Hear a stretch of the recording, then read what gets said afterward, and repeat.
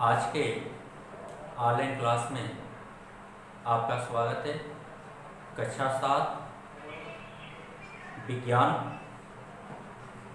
पाठ 2 रेसों से वस्त्र तक, उसका आज हम अभ्यास प्रश्न देखेंगे।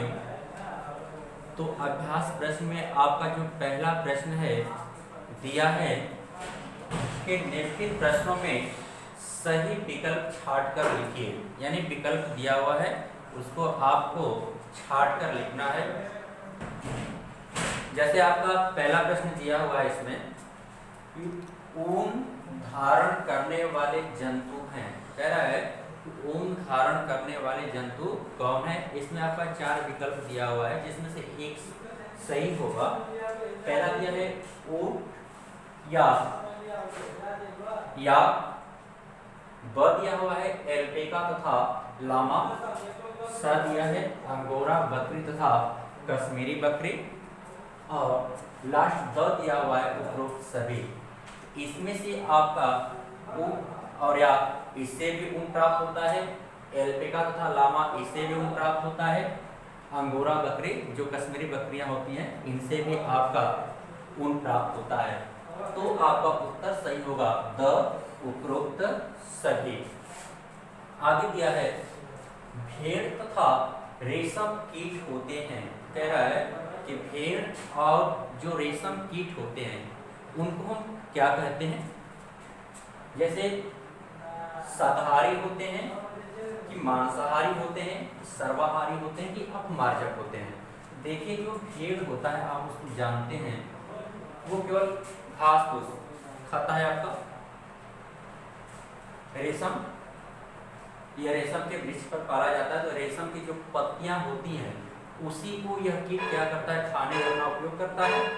तो इस प्रकार से आप कह सकते हैं कि जो भेड़ तथा रेशम कीट होते हैं वह आपका शाकाहारी होते हैं। क्या होते हैं? शाकाहारी होते हैं। आगे दिया आपका कि भेड़ के रेशों की चिकनाई, धूल और गर्द निकालने के लिए की जाने वाली प्रक्रिया कहलाती है। तो इसमें आपका देखिए जब भेड़ों की बाल की कटाई होती है उसको कई प्रक्रिया से जाना जाता है, तब जाकर के आपका ऊन तैयार होता है। तो इसमें आपका जो है अपमार्जन दिया हुआ है, संसाधन दिया हुआ है, रीलिंग दिया हुआ है, कटाई तथा छटाई दिया हुआ है। इसमें आपका सही होगा अभिमार्जन। यानी जो भेड़ के रेशों की चिकनाई और गर्द निकालने की जो प्रक्रिया होती है उसे हम अभिमार्जन करते हैं। आगे है रेशम है। रेशम क्या है आपका? मानव निर्मित रेशे, पादप रेशे, जंतु रेशे, उपरोक्त सभी।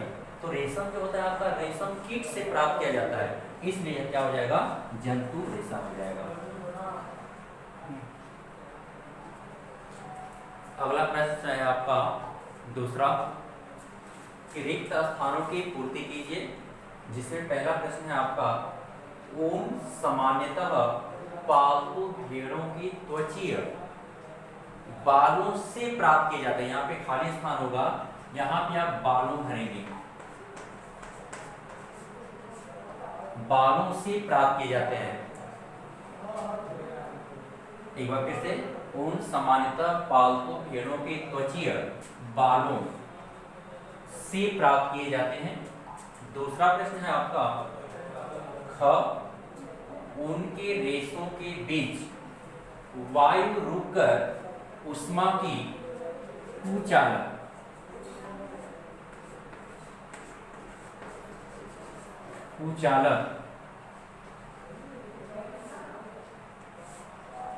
को कार्य करती है। यानी जो रेशा होता है वह बीच में वायु को रोक करके कुचालक का कार्य करती है, इसलिए हमको ठंड महसूस नहीं होता है।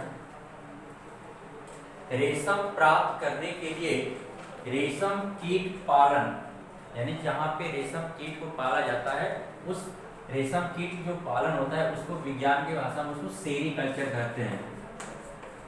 सेरीकल्चर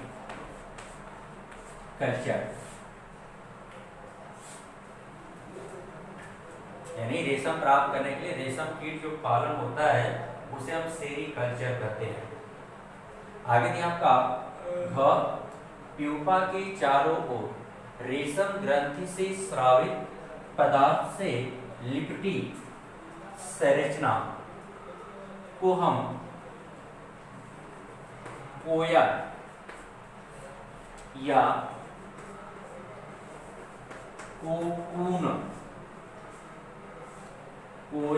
कोकून कहलाती है।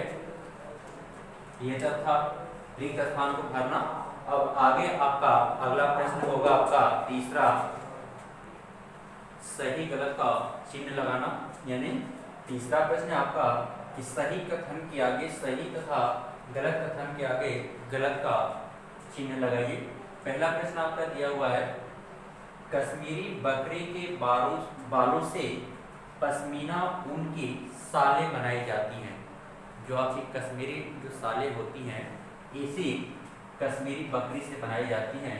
ये आपका क्वेश्चन सही है, सही का निशान लगाएंगे आप। ऊन प्राप्त करने के लिए भेड़ के बालों को जाड़े के मौसम में काटा जाता है। देखिए, जब भी बाल काटा जाता है भेड़ का तो आपका जाड़े के मौसम में नहीं काटा जाता है, गर्मी के मौसम में काटा जाता है। जाड़े के दिनों में बाल उसकी प्रोटेक्शन का काम करता है, इसलिए इसको जाड़े के दिनों में नहीं काटा जाता है, इसको गर्मी के दिनों में काटा जाता है, इसलिए गलत हो जाता है। अच्छी नस्ल की भेड़ों को जन्म देने के लिए मुलायम बालों वाले विशेष भेड़ों के चयन की प्रक्रिया वर्णात्मक प्रजनन कहलाती है। ये सही है आपका। सिल्क का धागा प्राप्त करने के लिए प्यूपा से वयस्क कीट बनने से पूर्व एक कोकून को उबलते पानी में डाला जाता है। तो ये आपका सही है।